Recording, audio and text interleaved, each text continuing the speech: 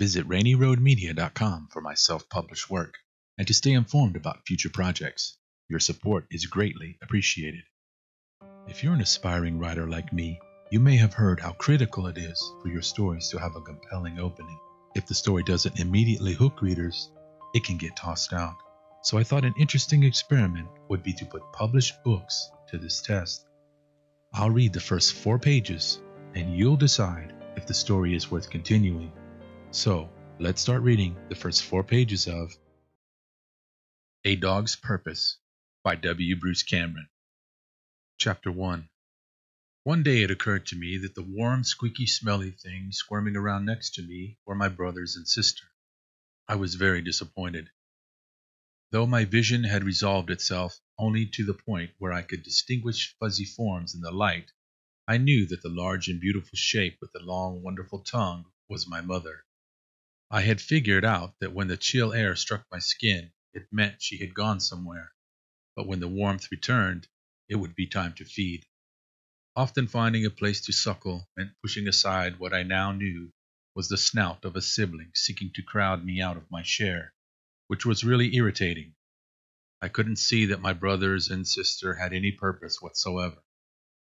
When my mother licked my stomach to stimulate the flow of fluids from under my tail, I blinked up at her, silently beseeching her to please get rid of the other puppies for me.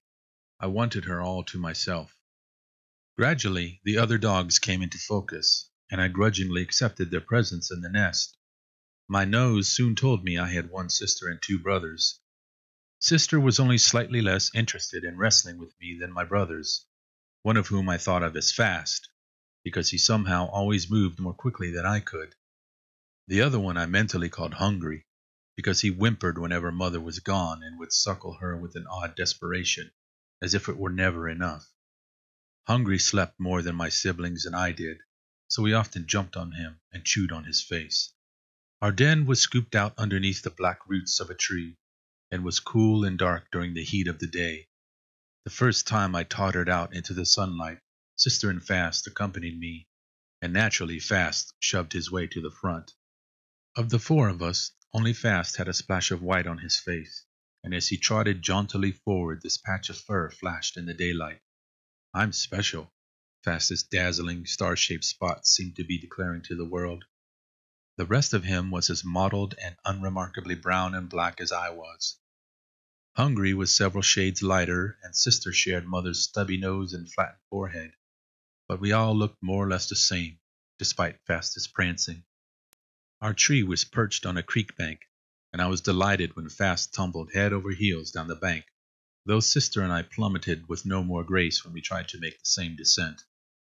Slippery rocks and a tiny trickle of water offered wonderful odors, and we followed the wet trail of the creek into a moist, cool cave, a culvert with metal sides. I knew instinctively that this was a good place to hide from danger, but Mother was unimpressed with our find and hauled us unceremoniously back to the den when it turned out our legs weren't powerful enough to enable us to scale back up the bank. We had learned the lesson that we couldn't return to the nest on our own when we went down the bank, so as soon as Mother left the nest, we did it again. This time Hungry joined us, though once he was in the culvert, he sprawled in the cool mud and fell asleep. Exploring seemed like the right thing to do. We needed to find other things to eat. Mother, getting impatient with us, was standing up when we weren't even finished feeding, which I could only blame on the other dogs. If Hungry weren't so relentless, if Fast weren't so bossy, if Sister didn't wiggle so much, I knew Mother would hold still and allow us to fill our bellies. Couldn't I always coax her to lie down, usually with a sigh, when I reached up for her while she stood above us? Often Mother would spend extra time licking Hungry while I seethed at the injustice. By this time, Fast and Sister had both grown larger than I. My body was the same size, but my legs were shorter and stubbier. Hungry was the runt of the litter, of course, and it bothered me that Fast and Sister always abandoned me to play with each other, as if Hungry and I belonged together out of some sort of natural order in the pack. Since Fast and Sister were more interested in each other than the rest of the family, I punished them by depriving them of my company. Going off by myself deep into the culvert, I was sniffing at something deliciously dead and rotten one day when right in front of me a tiny animal exploded into the air. A frog. Delighted, I leaped forward, attempting to pounce on it with my paws, but the frog jumped again. It was afraid, although all I wanted to do was play and probably wouldn't eat it. Fast and Sister sensed my excitement and came stampeding into the culvert, knocking me over as they skidded to a stop in the slimy water. The frog hopped and Fast lunged at it, using my head as a springboard. I snarled at him, but he ignored me.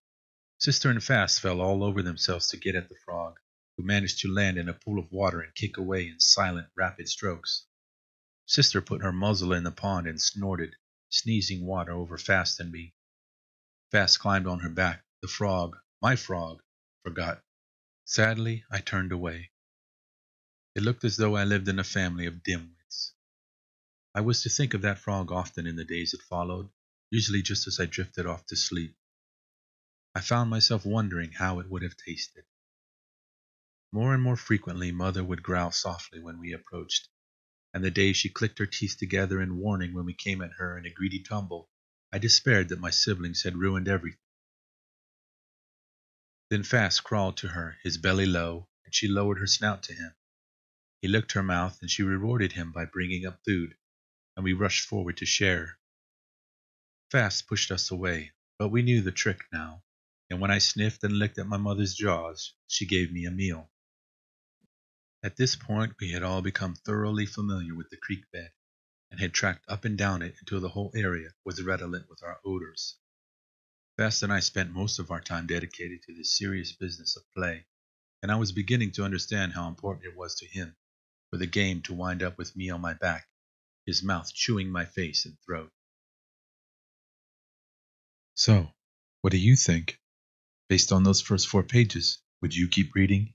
Comment below, and like and subscribe if it's not too much trouble. Until next time.